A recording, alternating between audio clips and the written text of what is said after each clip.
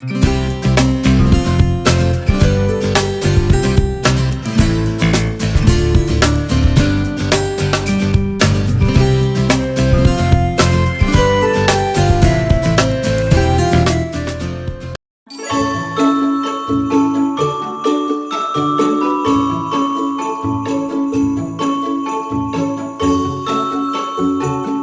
everyone, it's Shane, and today I want to talk about the Hunger Games, and this is going to be a great theme analysis.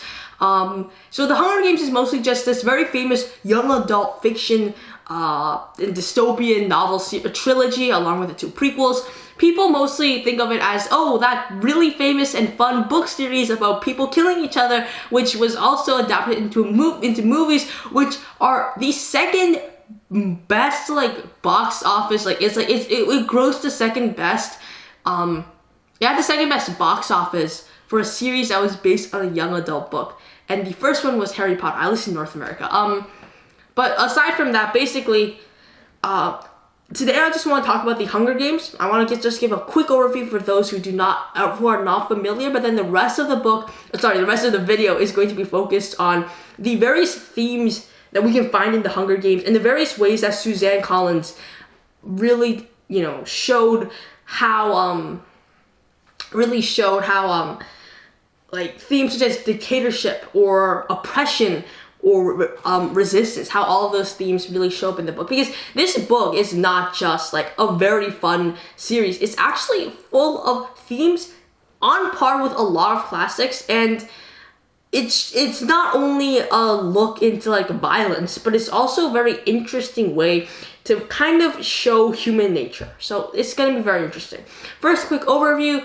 It's set in a future world called Panem or whatever. There's 12 districts. They all specialize in something. This is like future North America.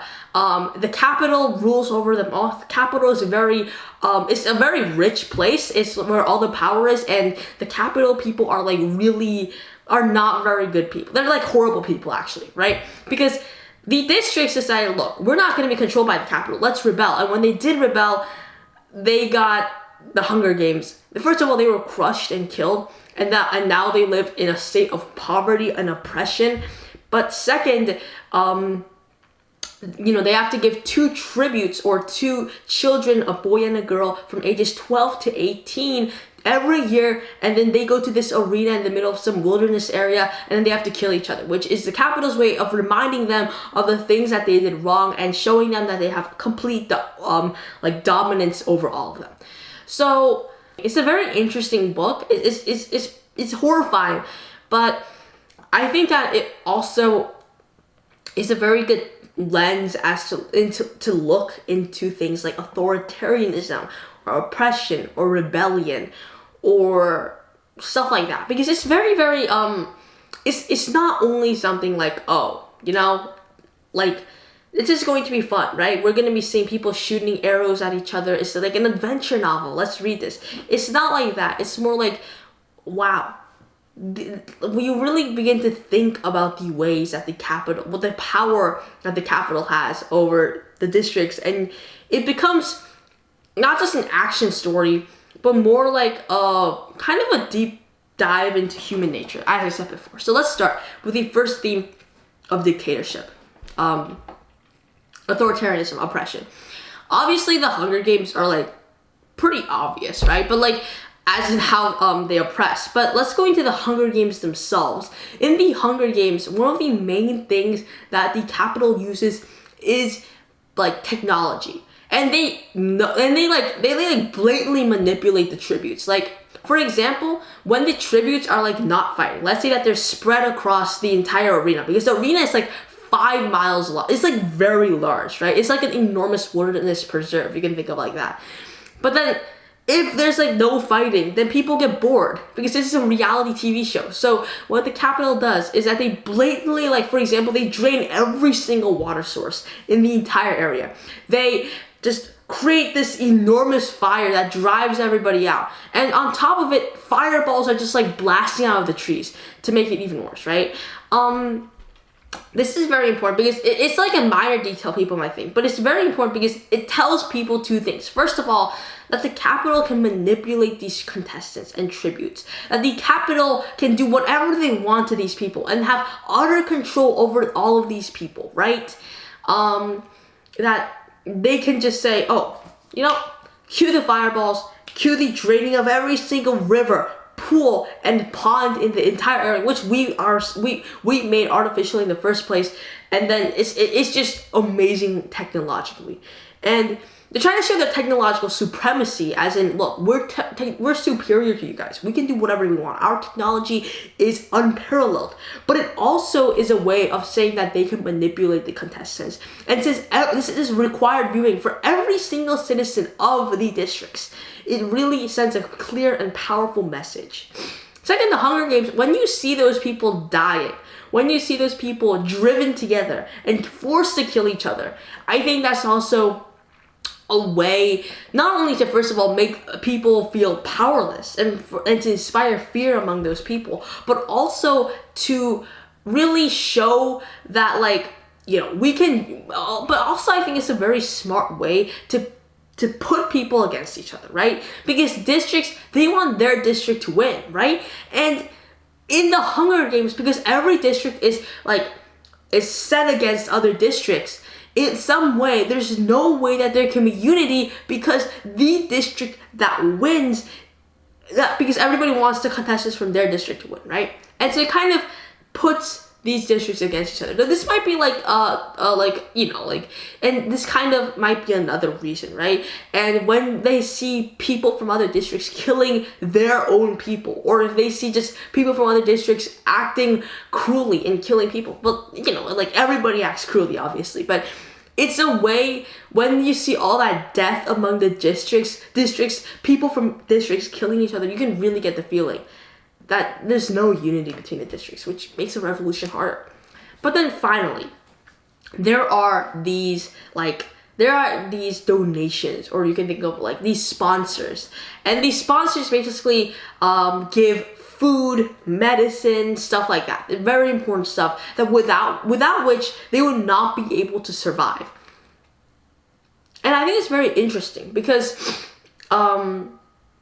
these people, for example, the main characters, Katniss and Peeta, they craft a romance just so that they can get sponsors. Like, they don't even like each other, or at least, I don't know. The book is from Katniss's point of view. She doesn't even like Peeta, but the only reason that she pretended to like Peeta was because the sponsors would be like, oh, that's a romance story, you know? And they want to support those people and because of that, they use that as their advantage to win the Hunger Games. Without it, they probably would not have won the Hunger Games. And so the tributes are forced to look good to these sponsors. And while this is very, very minor, I think that this is like another way that the capital is saying, you guys are, like, we control you guys. Like, if we want, we can send you that parachute that has food, or the medicine that if you don't have, you're probably gonna die, right? And it's very it's another, like, reminder, right? And then there's always like these feasts which are not like for food, but they have like something that everybody needs, right? And people are driven to one area. Again, it's a way of showing we have whatever you want, and we're gonna give it to you only if you behave. So it's a very, like, dictatorship, oppression, it's a very big theme in the entire book. And you can also obviously see that because a lot of things are illegal. It's just not, and everything is just super bad in the entire area, right? There's poverty, people don't have enough food, most people are starving, the rules are harsh, everything's obviously cruel, etc., etc. Second is the theme of rebellion. And I think there is rebellion, right? Because, and this really comes from Katniss, but Katniss, she decides to rebel. Peeta wants to say that he doesn't want to make the games, to let the games transform him into something that he's not. A monster who kills brutally, who becomes mad and crazed for blood, and is just a bloodthirsty, right? And Katniss, as a show of rebellion, when the rules say, oh, only one of you can win, and the only people who are left in the arena is her and Peeta, she gets berries for both of them, and then poisons berries, and then she puts them into the mouths of into her mouth, and Pia puts it into his mouth, so that both would die, because that's better than just having one win. It's a form of rebellion which sparks a lot of anger in the capital, but I think what Suzanne Collins is really trying to show us right now is that rebellion can be in a lot of ways, but that one of the best ways to rebel is to not turn yourself into a monster, into the monster that they want to see. Not let yourself be like swept along by what they want, but to play it on your terms. So I think that's like a big theme that really, like it's a big theme as well. And then there's rebellion in the second and third books of the Hunger Games trilogy. There's actually a bunch of rebellion. So those themes are obviously continued. The final really big theme is like the difference between the people of the capital and the people of the district. So I also mentioned this before. I think that it's like a very big difference, because these people in the capital, they are like, first of all, they have no pity. Like, when they see people killing each other, they like that. If there is no death, then that's not entertaining, which obviously gives you a sense at their character and at their morals. But second, they have no pity. They make no effort to help any of these people. They have no sympathy for like the things that they have no sympathy. And when these people are like interacting with these they always kind of think of the people from the districts as inferior, and they also dress strangely. You can see this in the Hunger Games movie, but I think it's even more apparent in the book. And Suzanne Collins is like, these people, they dye their skin like all different types of colors. They have like, they modify their bodies so that they have like cat whiskers and stuff like that, like crazy stuff, like actual like cat whiskers, or like their skin is blue, or like other like really crazy things, right? Or like the hairstyles are like crazy, and it's just such lavishness to the point that it's grotesque.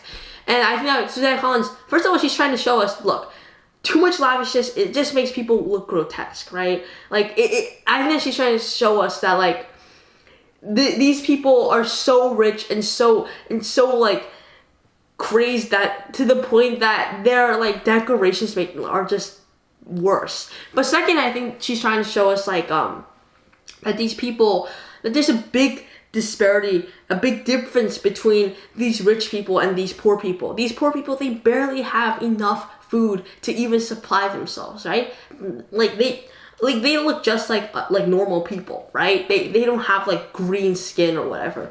And I think it really, those things highlight just how different the gap is. And I think that really is a tactic in which, the author is trying to show us that there's such a big difference between these two groups, and that the oppressed, I guess, and then the oppressors are very, very different. They live differently, they behave differently, they think differently, they look different most of the time. And I think that's like something that is another big theme of the book. And I think that there's a bunch of other things to the Hunger Games. This was just an introduction to the first book of the Hunger Games, a quick overview, because the Hunger Games is something that is a very famous book. It's a pop culture phenomenon, you can say. It's very famous, it's very popular, and I think that it's very interesting as well. It's a look into how oppression and resistance collide. And the Hunger Games is so unique and so interesting. I think that it's just brimming with themes. I might make more videos about it. I might go back to Lord of the Rings, or I might talk about Jane Eyre. But whatever I do, I hope that you enjoyed this video, and I'll see you next time for perhaps the next book in the Hunger Games, or perhaps something else. I'm thinking about the Lord of the Rings and other books, so be sure to keep tabs.